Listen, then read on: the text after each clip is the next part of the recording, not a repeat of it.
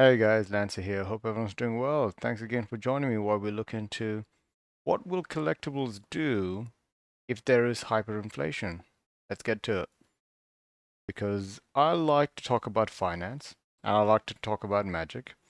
But to figure out a way to talk about both of them pretty much means I need to try to reuse real world examples. Now, when I was talking about the dollar and interest rates getting stronger, that's 100% something that can happen. Right now is probably one of the most unusual times in history where I guess no one could really predict the future in the first place, but no one can really predict what the system that's been built by the central banks and governments around the world can lead to. Now, currencies have always gone to zero at some time. No currency has survived. Usually they change before they go down to zero because people start realizing they're going to fail. But hyperinflation is something that can happen when people lose trust in their money. Happened in Germany, it's happened in China, it's happened in Argentina many, many times. It's happened every single time whenever there's a currency. Not many of them have actually survived, especially when there's nothing backing them up. So the reason why I want to talk about hyperinflation is asset prices and commodities are things that people that are well off can own, which means when they have more money coming in from central banks and governments, there's disposable income that increases, which means that asset prices go up because people see that the prices aren't correct and they adjust to the inflation and the money printing that has happened. When you compare it to prices of cards in general, collectibles, they are more dependent on the stock prices than you would think. They're more dependent on people's buying houses, people profiting off the market. Because if they didn't profit off the market and if they lost money, then you would not be able to buy these collectibles in the first place. And yeah, you're right. I wouldn't consider magic cards. I wouldn't consider them currencies. They are collectibles. They will have some limitations. They are they can be destroyed. They're not, they don't last forever. I mean, even if you try your best, they can, but then you had to put more money into that.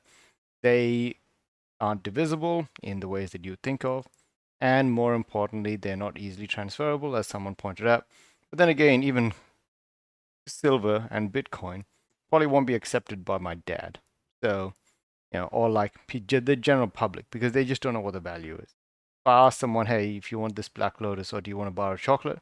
They'll probably be like, what is that? It's a piece of cardboard? Okay, cool. Yeah, and then just walk away. Thanks, Bobby, for that video. It's really eye opening, but there's a bunch of idiots around everywhere. But I want to talk about hyperinflation because right now there's something very interesting happening.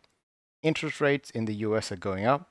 Interest rates in the European Central Bank and Australia reached a point where the central banks for those countries have decided to buy more bonds, which lowers the interest rate in general, which then increases stock prices.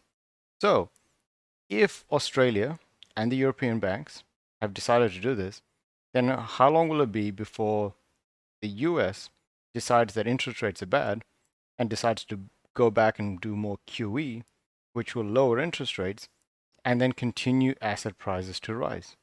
Which means now that everyone's watching that, will there be more inflation? Will everyone try to front run what the Federal Reserve and the central banks around the world are going to be doing and just buy more assets, get out of currencies? Is that going to happen? Now, I don't want to make any choices. I don't want to do any coin flips or anything like that because I don't know what the central banks or the Federal Reserve is going to do today, tomorrow, next month, a year from now. The markets are always predicting these kinds of things. But they're also trying to work on greed, fear, and front running the Fed because if the Federal Reserve is going to make things easier for us and lower interest rates, then that means that money is not actually going to have its worth, and you might as well just put into assets and collectibles, etc., etc. To just go over the revised edition graph again, it shows a very clean rise when the first stimulus was announced. It was rising before that, but then it peaked, and then another rise when the 1.9 trillion was talked about and ready to be announced. So I don't think that's a coincidence. I don't think that this and this is a coincidence. It's just that they went up faster and further than I expected. And that's probably because a lot of other people were switched on and got onto the train as well. What I'm more interested in is, are they going to stay like that? Now, it seems pretty much, they seem pretty steady right now. Like I'm just looking at some of the dual lands, which are very easy to predict and look at. 2018, 2020, 2021, they have all moved up. And it's very, very straightforward when you look at it. So if we get more stimulus, if we get lower interest rates for a longer time, because the Federal Reserve, they did say that they like interest rates higher, but maybe they don't like the markets being spooked. It means that there will be more money in the system, which means some of us will have more money to throw around, which means saving money is not worth it, which means you might as well buy assets and collectibles. It's a weird world we live in right now, and that's why I'm not too sure what's going to happen. So, hyperinflation is a term to describe rapid, excessive, and out of control price increase in an economy, typically at rates exceeding 50% each month over time. We're not up to that point at all. I think we're trying to get to 2% by what the Federal Reserve is trying to do, and that's 2% per month, I think, or average 2% per month to that make that like. Actually, no, I think that's meant to be 2% per year. 2% per month would be stupid because that'll that'll um that'll become too much by the end of the year, and then the next year and the next year. I forgot what Einstein's thing was, but there's a rule where compounding. Sorry, they'll compound too fast. Is 2% per month, but there you go, 2% per year. It's typically less than, but we already know that the U.S. Federal Reserves around the central banks around the world are not measuring CPI the way we should be, because I'm pretty sure house prices have gone up by more than 2% a year in the last 12 years anyways. That doesn't include everything else as well. So I think hyperinflation is not something that's going to happen straight away, and it's not going to be something that's going to be easy to predict.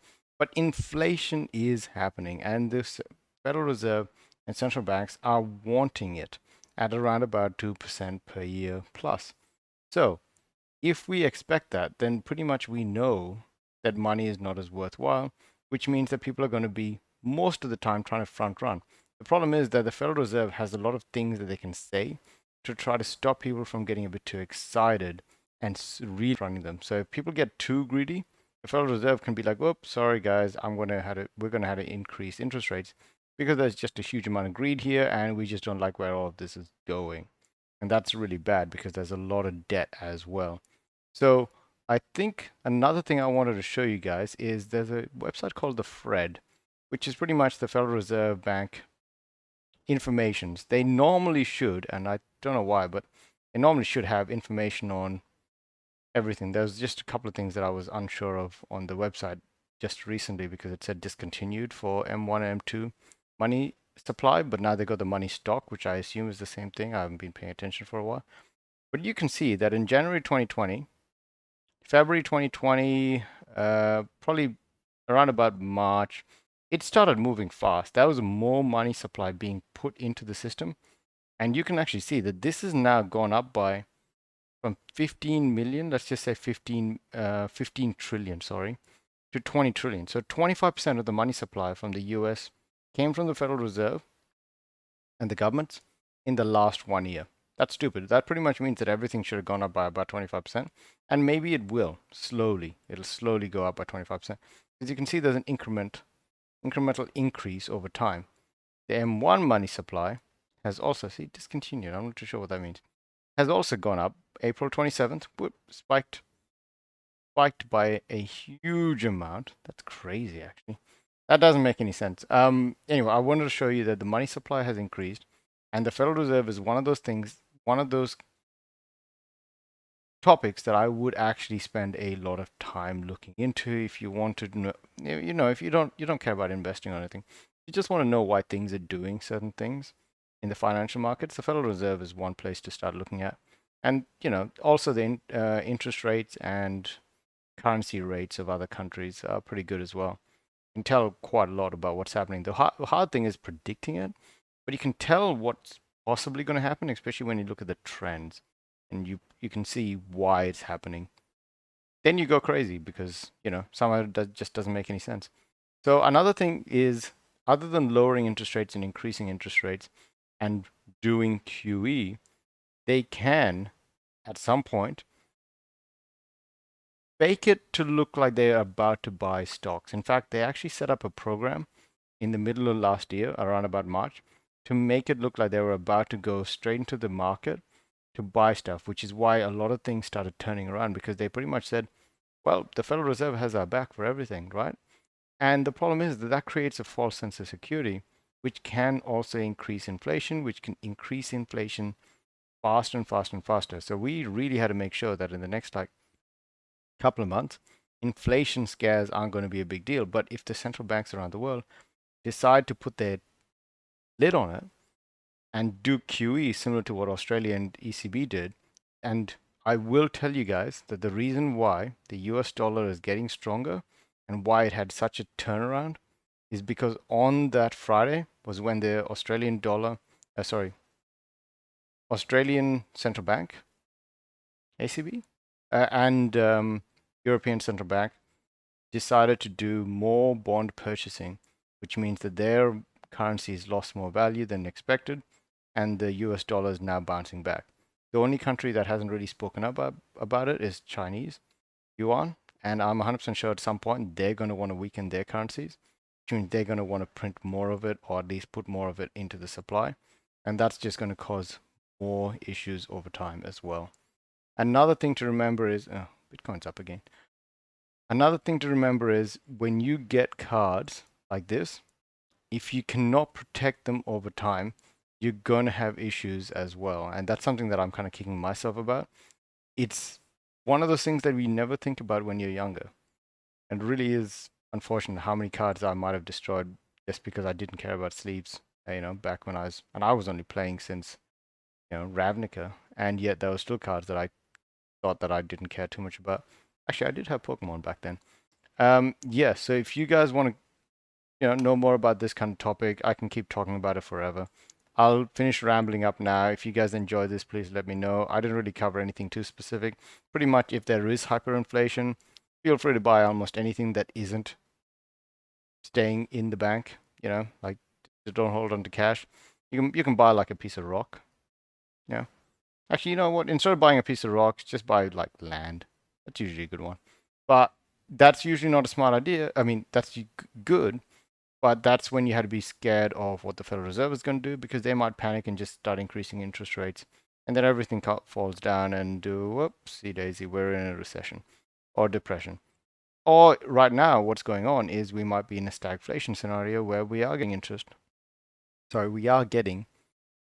inflation not recognized by the Federal Reserve, which is going to cause issues in the economy because of higher prices. But the Federal Reserve is going to be looking for unemployment, which means they're going to let inflation take over, which means it's going to affect the middle class and poor. And it's just going to be some kind of vicious loop that we had to somehow get out of. Stagflation is probably one of the worst that can happen. We'll have to see what hyperinflation is actually worse. But there really isn't any good scenario that I can think of in the long term unless the central banks around the world are way smarter than I give them credit for. I don't give them much credit right now. So, anyways, enough rambling. Have a good one, guys. I'm going to go to sleep and enjoy. See ya.